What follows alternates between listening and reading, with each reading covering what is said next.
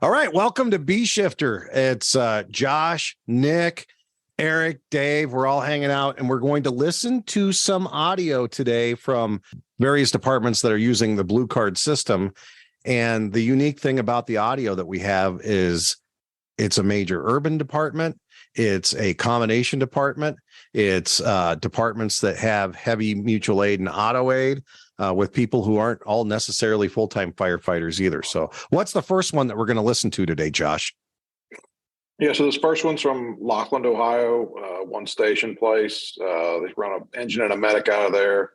You know, a working fire in that area gets a single company from, 7 or 8 departments to fill out an entire alarm assignment. So critical that everybody's on the same page and communicating and under one incident action plan and all of that. So this is a single family home, and we're just going to get the initial radio report, follow-up report from that mobile IC. And this just proves, too, that the mobile IC, it can be done, and it can be done in a short period of time, but it requires, that training and reinforcement of behavior to get that final result. So in this case, this company officer is dialed in, loves the job, wants to do the job, and I mean, you can hear that in this radio report, so. Engine 59, we're on scene of a 2-story small residential structure. We got a working fire on the outlet side. We do have a water supply. We're going to be dropping an engine 3/4 for an office attack to the alpha side. Stand by for 360. Establishing command and accountability on the alpha side. 83 will want to have command on the alpha side. The initial accountability location will be engine 59. Engine 59 to command, 360 complete. No active fire in the rear. We do have smoke from the eaves on the delta side. Utilities are located on the delta side. We're going to be remaining in offensive strategy. Yeah, so in this case, that engine pulled up, gave the initial radio report. There was a chief right behind them, and there really nothing had happened. So it was a working fire. So they just went ahead and said that they're going to be command. They parked across the street from the incident. The engine completed their 360. Still said exactly what they were doing. And then, the strategic IC had it from there. And really, the first due engine, that strategic IC pulled up at the same time. There was going to be quite a few assignments to occur. So the biggest part and the takeaway from this one is really they hit the pieces of the IRR and the follow-up report. So just setting the stage for the rest of the event. Dispatch from Engine 4. Engine 4, go ahead. Engine 4 is on scene to a medium single-story commercial building. We have a working fire. With smoke going from the alpha side. Engine 4 is going to be stretching hand lines for fire control and the offensive strategy. All units continue level 1. This will be Commerce Command. Fire dispatch copies, Engine 4, Commerce. Dispatch from Command with a follow-up. Command, go ahead. 360 is incomplete. No significant hazard. We're making access to the alpha side right now and pulling the hand line. All units continue level 1. There is no access from the Charlie side. Fire dispatch copy. So we have Erik Phillips with us, and Erik is a captain with Las Vegas on top of being a Blue Card lead instructor. Erik, what can you tell us about this one? So this call came in as a single engine response. It was a smoke investigation in the area. So engine 4 rolls out, and when they pull up, they identify that it's a working fire in a commercial building. Something to note on this call is that the captain, the person giving that initial radio report is riding up. He's on the captain's list, so he's able to sit in the front seat. And that's something about the system that when you train your folks, this is what it sounds like. So he's number 4 on the captain's list. So he's not even in that position full time. But for this day, he was riding in that front seat and was able to catch this working fire. So it came in as a single engine. He showed up, identified that it was an L-shaped commercial building, almost exactly like the one we have in our 3-day SIMS class, and gave that IRR and then did a follow-up report with that. So I think it just goes to prove how well the systems works when it's actually trained on and practiced within your organization. So he's a ride up, and he received the same training as the captain that rides in the front seat because he does the same job. So he does the same job. He's been through the Blue Card certification program, the online and the 3-day class. And this is the result you get when you have trained personnel that you put in that front seat, whether it's full-time and or it's just a write-up for that day or somebody on the acting list. Eric, is that a standard you guys set for your organization, expectation of those acting company officers? Yeah, it is now. After we received the grant, that's something that we're in the process of doing, is making sure that all of our officers are certified in the blue card system. And then now we're moving into our actors, or those people on the captain's list, to get them certified before they get promoted. You guys are making rock stars in Las Vegas. What happens in Vegas stays in Vegas. Well, you need to spread some of that tactical wisdom to the rest of us. All right. This one's Minnetonka, Minnesota. It was the night before Thanksgiving in a neighborhood that was probably one of the last ones developed in the city. I happen to know the neighborhood well because it's the neighborhood that we protect. The water line, there's a couple of things happening in this one, and I don't know how far we're going to go into it, but the water line to the neighborhood that this fire is in is a 6-inch dead-end main. And recently, the Minnetonka Fire Department started running HUMAT valves. We did it about 1.5 years ago, and all of our apparatus, including ladder trucks, now have HUMAT valves. We religiously address the hydrant with them, even if we're not pumping the hydrant, because we do run into these areas. Now, out on the street, it's a 24-inch main feeding into the 6-inch main. The house was about 9,000 square feet, 3-car garage, and inside the garage was a hybrid vehicle with lithium-ion batteries in addition to 2 other vehicles. And there was a very stubborn fire for the crews when they got there due to the lithium-ion batteries that existed within the garage. So that was a critical fireground factor. The entire garage was well involved. It was an attached garage to the house.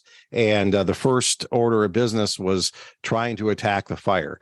Now, this one you'll hear, and we always get these questions when we're doing classes, is what happens if the battalion chief arrives first? In a lot of systems, that's not unusual. It's not unusual for us. This happens to be an area that both the engine and the battalion chief typically get to at the same time. The battalion chief was just a few seconds ahead of the engine as they were trying to find a hydrant. So the battalion chief does the initial radio report and follow-up report. This is after Minnetonka Battalion 1. Or Battalion 1. I'm on scene. We've got a large 2-story single-family house. We've got a working fire. The garage fire is flame dull. I'm going to be out doing a 360. This is going to be an offensive fire. Continue all first alarm assignments. Minnetonka Battalion 1 will have linear command. We're going to take all radio track to 853. Copy on to a large 2-story working fire, garage fully engulfed, offensive fire. It looks like husband and dog is out. There's a cat someplace. Battalion 1 copy. Did you there, sir? That's the linear command. Come in. 360 is complete. We've got a 2-story with a walkout on the Charlie Delta corner. It's going to be an offensive fire. We've got engine 8 pulling on scene now. They will have a alpha side. 360 complete. Engine 8 pulling on. Engine 8 from command. Go ahead. Need you guys to pull up. Actually, you're in good position right there. Hit that hydrant in front. We're going to take a 2.5-inch line alpha side for a garage fire attack. Copy. 2.5 cross lane. Alpha side. Garage fire. Man, Plymouth Ladder 21 is level 1. Plymouth Ladder 21 from command. Have you guys come down to the cul-de-sac? You can park right next to engine 8 on the right side. I'm going to have your crew assist engine 8 with getting that 2.5-inch line in service. You can assist them on that line. Receive. Command engine 6 is on scene. Level 1. Engine 6 from command. I'm going to have you guys come up into the cul-de-sac. Stage out of the way. I'm going to have you pull a second 2.5-inch line. Strap that engine 3/4 line, 200-foot pre-connect to the alpha side. Assist engine 8's crew with the garage fire. Engine 8 driver, we're ready for water on this 2.5. Here it comes. Engine 6 from command. Garage for engine 6. I'm going to have you guys stretch the 300-foot line to the alpha side. This is going to be a fairly deep setback. We're going to need that 300-foot line. Engine 6 copy stretching a 300-foot line to the Charlie side. 300-foot line to the alpha side. Correction, to the alpha side. So as you can hear there, a lot going on the front end. The other thing is we do a lot of auto aid. There's 3 companies that are operating on this scene initially from our city, and the other 2 companies are from neighboring cities along with neighboring chiefs. And They're all trained the same and know the language we're speaking.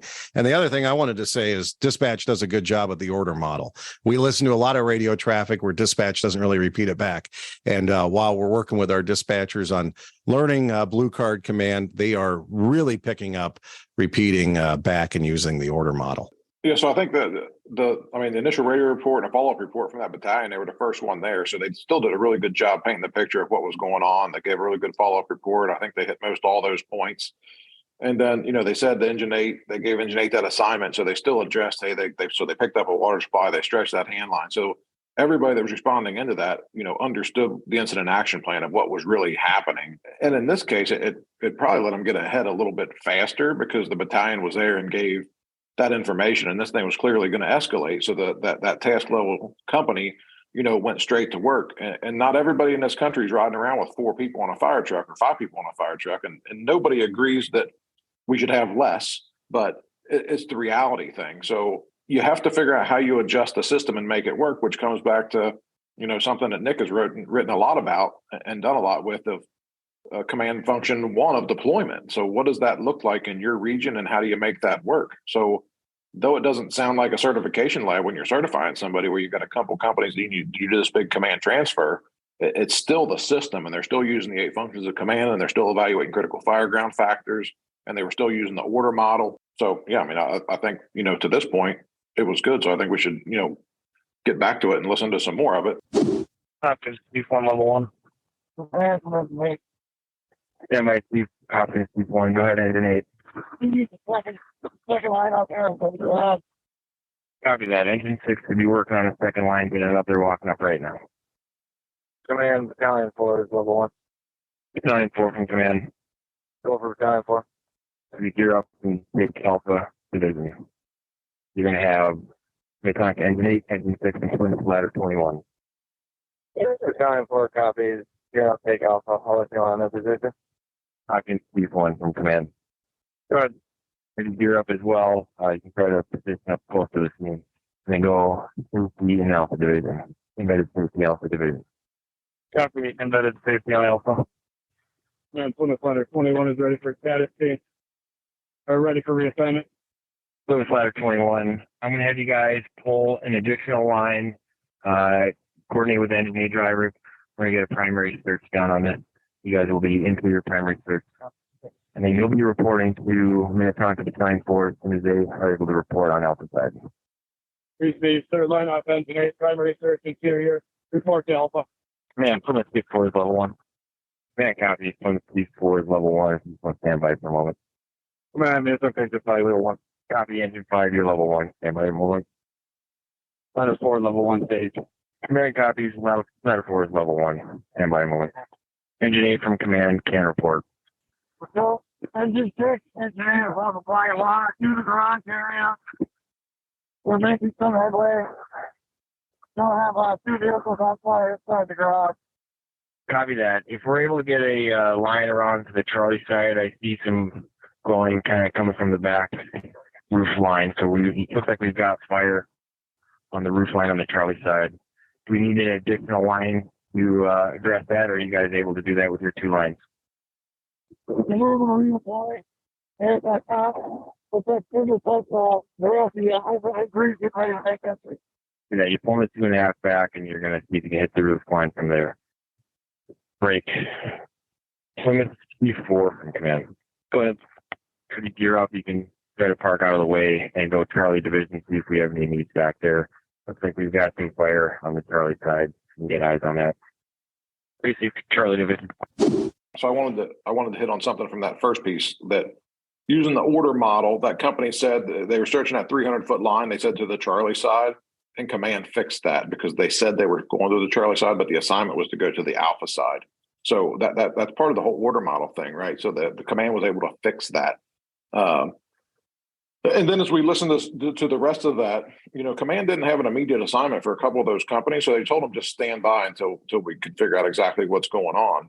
And then we started hearing those chiefs arrive. So he's assigned a chief to Alpha, gave him who's going to be working for him, but then said, hey, when you get into place, let me know so that they know they got Alpha, that Alpha indeed is now there. Though it's been assigned, it's not happening yet. So That's part of that whole command transfer piece of when you're pushing a tactical boss forward, there's a communications process and verification that they're indeed there and they're ready to do the work. So that assignment, they gave them a task, location, and objective, and then really said, when you're there, let me know you're there so I know that you now have it. And then they can verify, the whole accountability piece and who exactly is working that area. And then another chief arrived, and I know in your area and what we support within Blue Card and teaches the whole embedded safety piece. So another chief arrives and they give them that specific assignment of whatever chief number that was, then it doesn't matter. I'm going to assign you to Alpha. You're going to be embedded safety. So, within your system, those people know what that means. So they're going to be working with whoever's Alpha as their partner, doing that other list of responsibilities. When command keyed up and asked Engine 8 inside the garage for a can report, it's like, well, why did they do that? Well, the reason they did it is because command was seeing something from the roof that was concerning them, like what is going on in there. And really those companies were assigned to Alpha, but Alpha wasn't there yet. So they weren't reporting to Alpha. So command calls them and gets a report. And then that report that they gave triggered the incident action plan of, let's get somebody else back there to figure out what we can do and build an incident action plan to try to cut this fire off in the attic.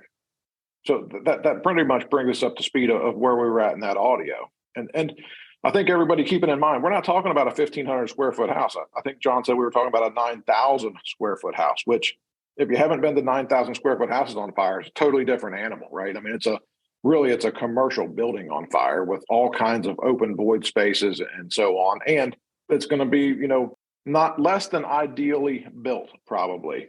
Lightweight construction and so on. So we hear from a lot of people that say, well, we don't have enough chiefs on duty to do these divisions. And once we started going to more division bosses and having the need for more chiefs, we just bring them in from neighboring jurisdiction. Again, as far as the division bosses go, you actually have one division from our city, the embedded safety officers from another city, and that Charlie division is from another city. And as long as they're trained under the same system, it doesn't matter what it says on their fire truck or who they work for, because they're all operating under the same incident action plan. They've been trained the same way, same expectations. And when it's over, you can sit there and talk about it and learn from experiences so that everybody, continues to refine this and really operate as one organization. If you don't have division bosses, you shouldn't make divisions. Once you get to the point where, I need a division here, but I don't have it, then don't do a division. You're going to be stuck with two companies there and do two company operations. It's strange when you think about it, but in my career, we have never done this with EMS calls. And just like if you don't have a paramedic, you're not going to do paramedic level treatment because it takes a paramedic to do that. Well, the same is true of a division boss. If I don't have enough chiefs to staff them, then all right, well, all the trucks have large diameter hose and deck guns. If I can't have a division boss, then I can put 1,200 gallons a minute into it and see what that does. Nick, I think just to make that clear of what you're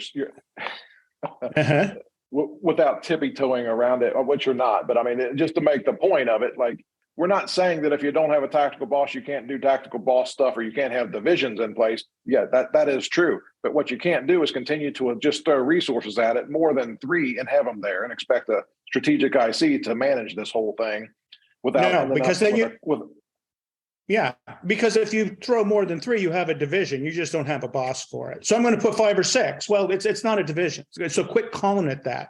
You got 6 task level units there.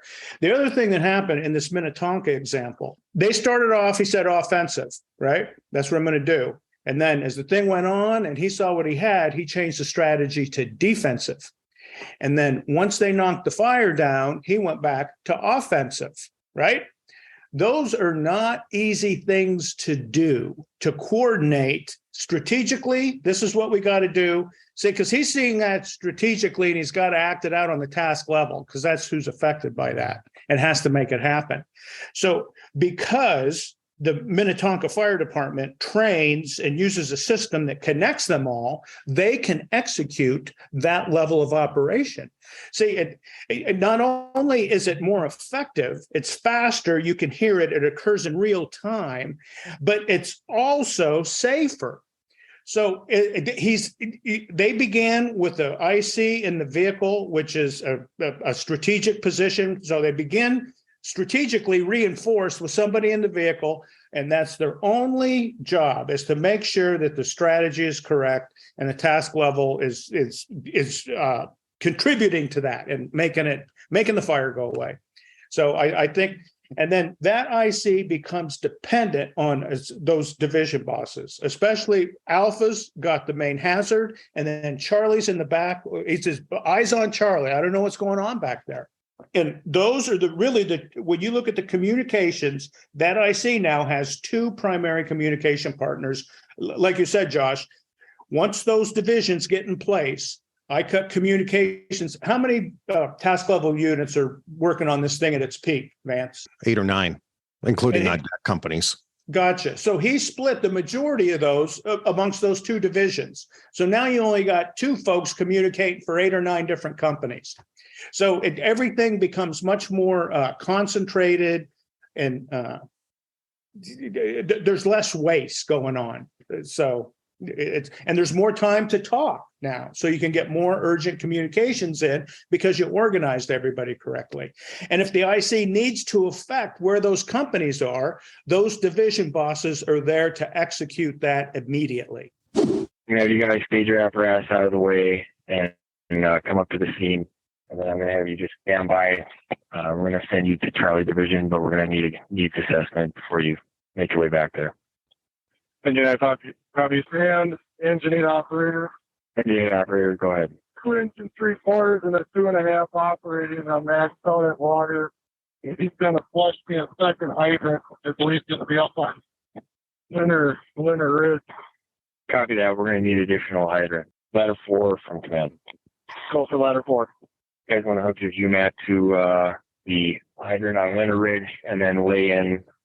We're probably going to supply engine 6's engine up here as well. Okay, find the hydrant, hook up the UMAT, and he wants to bring ladder 4 up into the cul-de-sac? That's correct. If you guys can lay in up here and then make a connection to engine 6. Tower 1 level. Alpha from command counterpart. Engine 21 just made an entry on the Alpha side. We have 2 minute pocket crews up here trying to extinguish fire, and we're also going to need another company in the Alpha deck. Copy that. You need one more company. And Plymouth Ladder 21 is making entry. Command from Charlie. Charlie, go ahead. I'll need a crew with the line to the Bravo side. We have fire going up the side of the building, side of the house into the soffit on the Bravo side. Copy that. You need a crew with a line to the Charlie side. Break. Engine 5 from command. Engine 5.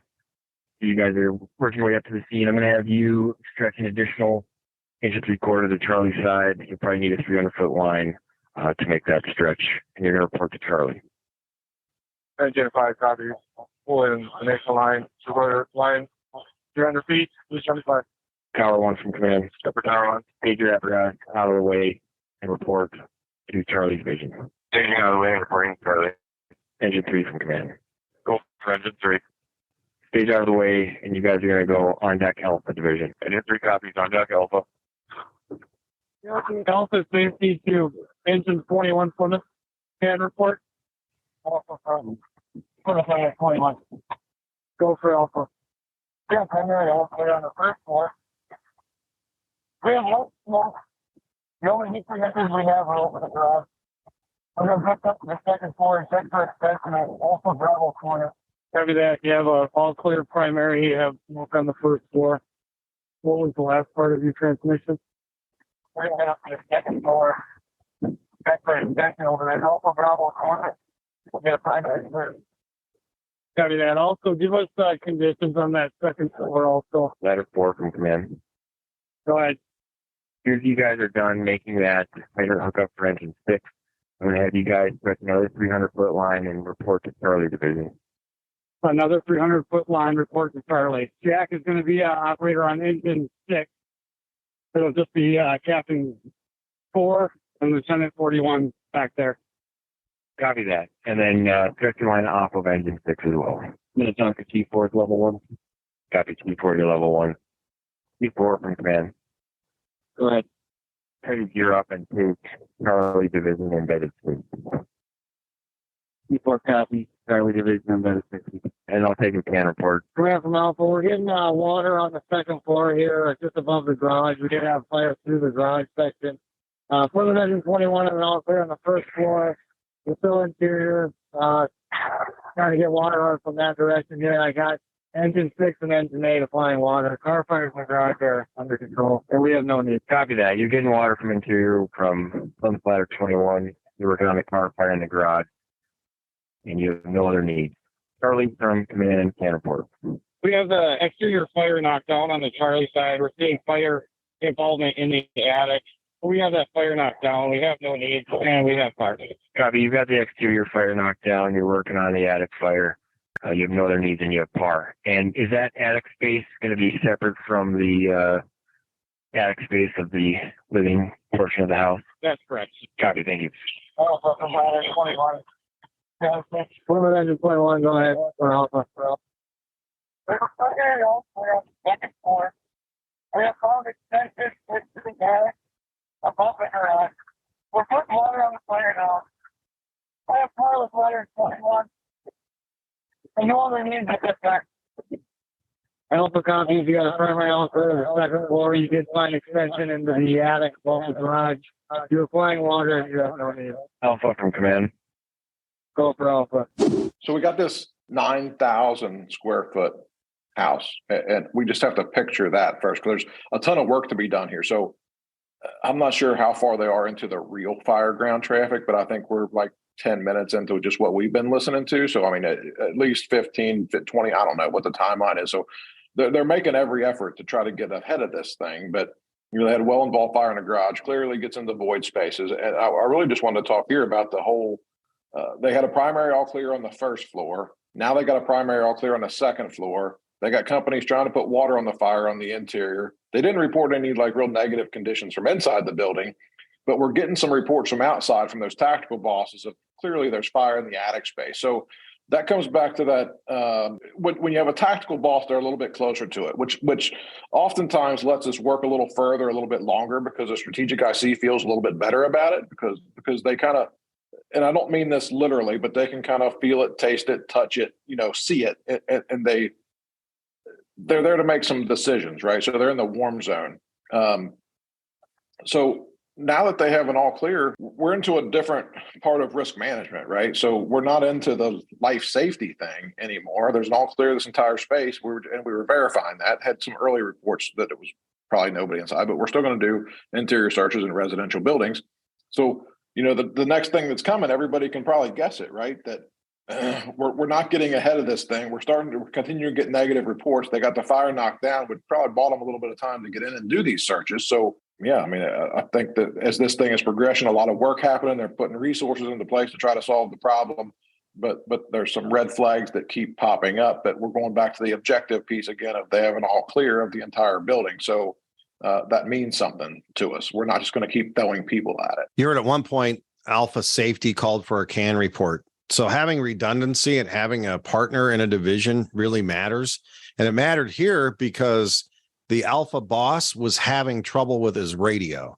So he was in the process of changing out and getting a new radio from one of the engines that was close to the scene. He was able to leave the safety person that was the embedded safety in Alpha there while this radio change out happened.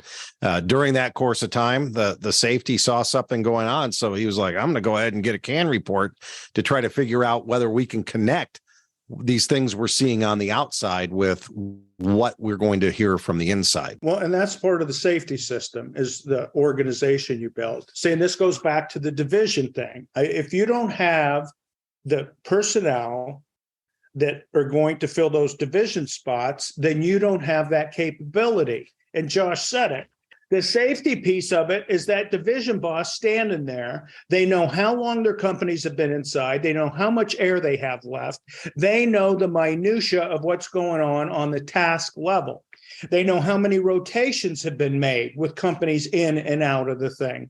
And they have as good an idea of how safe it is to operate in those spaces because that's what they're doing. They're managing the division.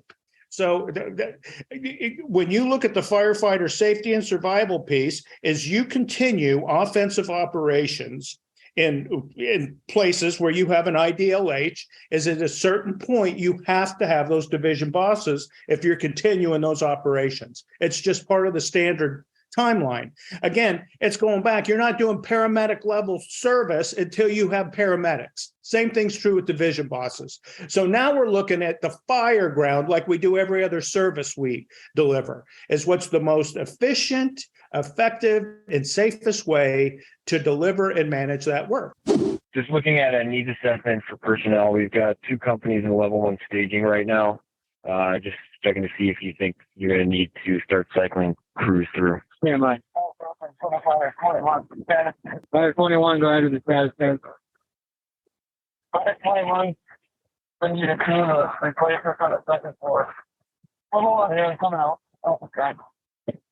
Alpha copies are coming out Alpha side. You're low on air. You're going to need additional support. Right, command from Alpha. Go ahead.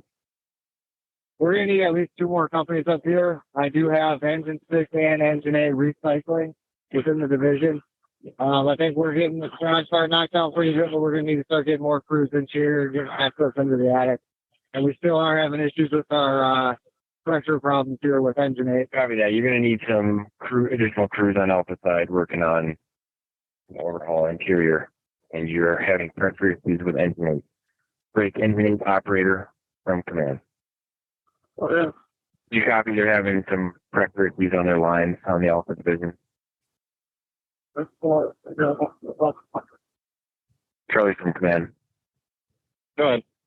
Just looking for a resource needs assessment from Charlie division. Currently from the Charlie side, there's smoke pushing from the vents in the attic on the Charlie side. We have no active fire that we're currently fighting with the hose lines. We have no needs, and if you need a crew from Charlie, I can send one. Copy that. You have no needs on the Charlie division. Just to confirm, is that smoke moving to the vents on the attic just over the garage? Negative, it's a living space. Copy. You have smoke coming from the vents on the attic of the living space. I'm going to have you just send one of your crews over to Alpha division, if you can just coordinate which crew that is. Me. Hopkins Ladder 7 from command. Go for Hopkins Ladder 7. Just stays out of the way and have your company report on deck Alpha side. Copy, stays out Alpha side. And for all companies on scene, rehab has been set up behind Plymouth Ladder 21 with HCMC. Alpha from command. Go for Alpha. Just want to make sure you copy the radio traffic from Charlie. Sounds like they had smoke coming out of the vents of the attic space over the living quarters. So we need to make sure crews are getting up there and feeling and checking that attic space for extension as well. Alpha copies. We have a face-to-face with Charlie. Engine 6 is getting ready to make entry now. They're going to wait first to the second floor, start pulling ceiling. They got Tower 1 and plenty of crews here now to start getting access up there.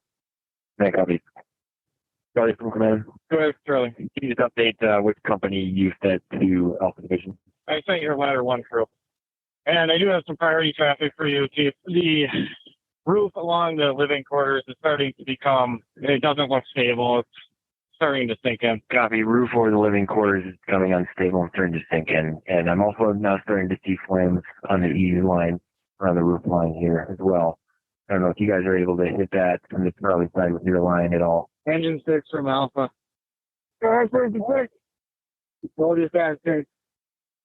Can you repeat that, Engine 6, go ahead with your status page. Go again. Engine 6 and engineer will be poured out. We heard that the roof is unstable. They're coming out now. Alpha copies, Engine 6. Command from Alpha, status page. Go ahead. Engine 6 crew is exited. The structure, they're reporting unstable roof line. We are starting to get freezer flames coming out of the attic there. We're actually going to send any additional crews up to that second floor unless we can get some water on the attic from the Charlie side. Otherwise, we're going to have to think about switching strategies here. Copy that. You're pulling crews from the second floor because of the unstable roof. We've got flames now through the roof on that roof line over the living quarters. Dispatch from command. Can I get an emergency alert tone? All units from command on Linder Road. We're going to be switching to defensive strategy. All our units to be out of the structure. We're switching to a defensive strategy. So I think this is a good example of when we talk about divisions, those two division bosses were working together. They were communicating. There was some face-to-face. The embedded safety officers were talking, and they were also using resources within each other, but letting command know that, hey, I have too many resources on Charlie. I can certainly free a company up to get them over to the Alpha side because that sounded where the need was. And Charlie was in tune to that. A lot of times we go to incidents where you'll have a division boss that isn't really in tune with what else is going on the fire ground. And in this case, the division bosses worked very well with each other. They were listening to the traffic and they were trying to coordinate a fire attack. Ultimately, once they hit it a little bit from the exterior with a defensive fire attack, that's when, as we alluded to before, it got knocked down and they were able to go in and clean it up. And other than some water damage, and we were amazed that for as much water that got flowed, there wasn't much in the basement. And while unfortunately the roof was burned up a little bit, the rest of their belongings were able to be secured through salvage and overhaul. Well, I think those were all some great examples from different corners of our country, both from Ohio, Minnesota, and Nevada, where departments of different sizes are using Blue Card and they're making it work depending on their different deployment. As we heard in the last one, those were 3-person companies. The pump operator from the ladder truck had to go pump an engine because that engine was actually committed with their 3-person company on a fire attack line. They let the IC know that, and they were able to make it work with the deployment model that we currently are living with. Whether it's 4-person companies, 3-person companies, however the department regularly deploys, you have to adjust that in order to make Blue Card work for you. You do. It is. In fact, like many, as you guys have mentioned in the past, many departments staff with 2, which is typically the staffing of an ambulance company. So if that's your fire department, you have to wait until enough people show up that you can assemble them into companies of basically a 4-person company gets you 3 workers in the IDLH with an apparatus operator. That's kind of the standard most of us are used to. Our task level evolutions are built around that. Because that's the way that works on the task level. That's what we manage both strategically and tactically. So, but if you do 2-person staffing, all that means is you got to have 2 companies show up before anybody can do anything. Thanks for being here today. And thanks to everyone for listening to this B Shifter. We'll catch you next time. Well, Vance, congratulations on 50,000, buddy. Woo! 1 year. Woo-hoo.